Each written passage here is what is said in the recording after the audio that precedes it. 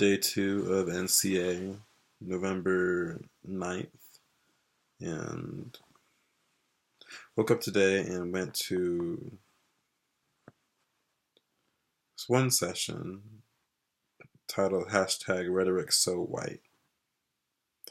And this really speaks into how I took for granted my rhetoric class. Remember we talked about Aristotle and Hippocrates. Yes. And I remember sitting in there and just thinking, why on earth are we learning about old dead men and just what they did? I would have liked to just referenced them, but not have spent an entire class period talking about them, because just when I was taking the class, it was just a turn off of learning about what they did. And I really just wanted to learn, okay, what are the theories of rhetoric, and then how does it apply to what's happening now? And just spending the time on the history of people did not, in my mind, correlate with what I could have gotten out of the class more. But going to this panel discussion, there's about 15 people. It's 15 professors, masters and PhDs, or perhaps I think all of them are PhDs. And they spoke about how, specifically they were talking about QJS, and that is, I keep forgetting the acronym. It's a organization where you submit journals to editors, and they talked about how, with the bias that's there when it came to submitting papers, essays about race, sexuality, and gender, those were the lowest ones that were approved and it being published. The editors would end up rejecting them. So there was a culture and just a history behind QJS. And yes, they talked about their experiences of having their papers be rejected and what that's like with the bias. And they also explained about how to fight that, how to combat that, of when you are submitting an essay to be approved in your career. They said make sure understanding about the explanation of editors, how I guess every 3 years they cycle through. So they said to be conscious and know who is the editor going to be at the time that you're submitting your essay. Because if it changes, then you could end up getting a whole new set of reviews along with what the first editor that you had looking at it, the reviews for that one. And yeah, I didn't know if I would enjoy the session 15 minutes in, and then they just start talking about their experiences, and that's when I really started getting interested, and I was all the way in the back, and then I moved to the front, about 3 rows before the front. So I just got up and walked to the middle, and then just sat on the left side, and was just listening. I was taking notes, and I was extremely, extremely impressed. And so much insight that it wasn't communicated to me back when I was in the rhetorical theory class. And I would say that's because at this time there were people of color speaking about their experience. And myself being a person of color, these are things that I will inevitably go through. And so just them talking about the importance of it to them and how they navigate it, it resonated with me, because I understand that I will be navigating that as well.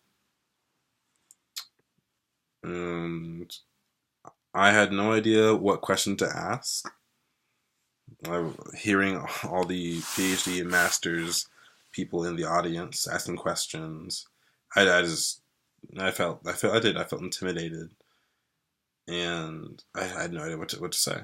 So session ends, I leave, and as I'm walking out the door, I stop and I think I need to connect with somebody. I need to get someone's contact. So thinking that, I then walk right back in and I talk to her name is Amber Johnson. She's an associate professor. I forget at which college. I have her card. But yeah, so I had no idea what question I would ask. So I went up, I stopped her, I introduced myself. I said, "Hi, I'm Jeremiah. I'm from Azusa Pacific University, and I am an undergrad senior." I told her that I have no idea what I would ask, what questions to ask, but could I please get your card information, get your business card, and for when I do have questions. And she was extremely polite about it. She gave me her card, and then we had a conversation about the type of research that she's involved in, and she's spoken to how for her method of research, she has focus groups where she gives people toys. So magnetic toys, blocks, Legos, figurines. She gives them toys and they construct a solution when they're asked about poverty or hunger or systems of oppression. So how do you fix or how do you improve areas that this happens in? And then they use the toys, and she said they end up getting such rich data and just concepts of information in 2 hours of people using the toys than they did or would have with just a focus group where it's just a group discussion, because it allows people's imagination and the way that they decide to place the different figurines. It really shows their thinking and their thought process and what's possible, what they're capable of. And then after that, it was like 3 hours left of sessions, and I started to get a little bit discouraged.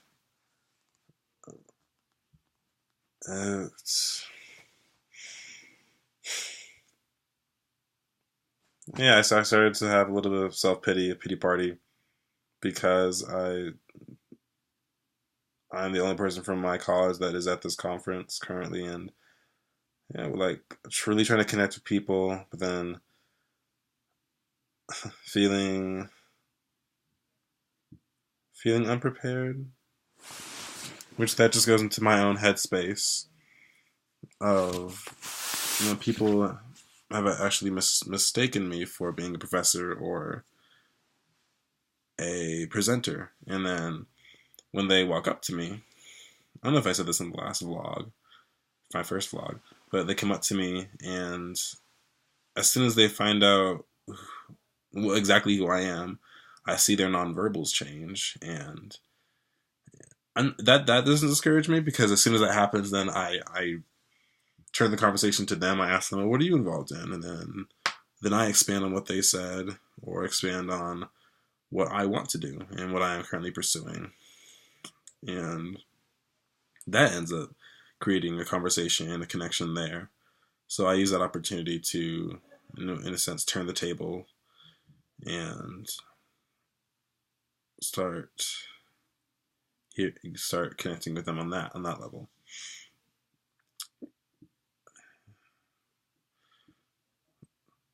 So I'm here at this conference.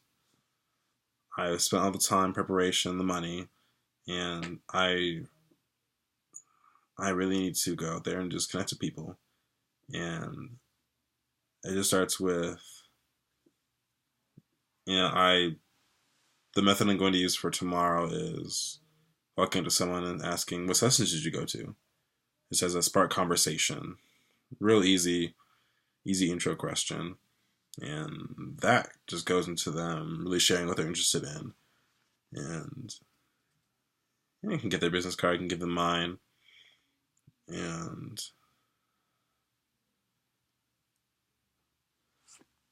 yeah, once I leave this conference, I'll have those people to contact, staying in touch with, and building a network, being a part of a network for what my career will soon involve. And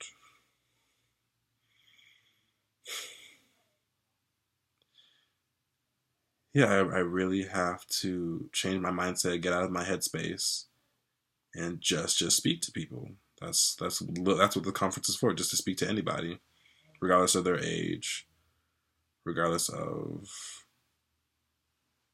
any perceptions that I have of them, or perceptions that I've made up and think that they think of me when that's all in my head.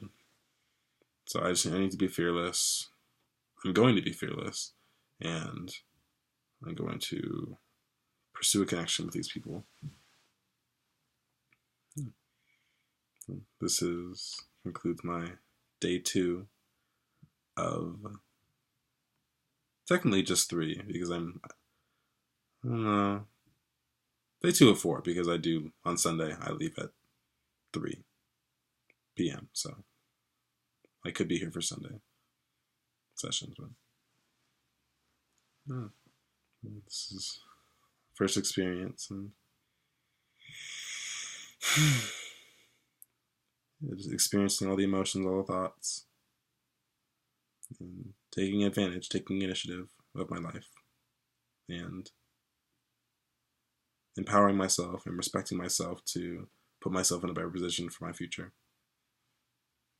So this ends vlog number 2. Thank you for listening, watching.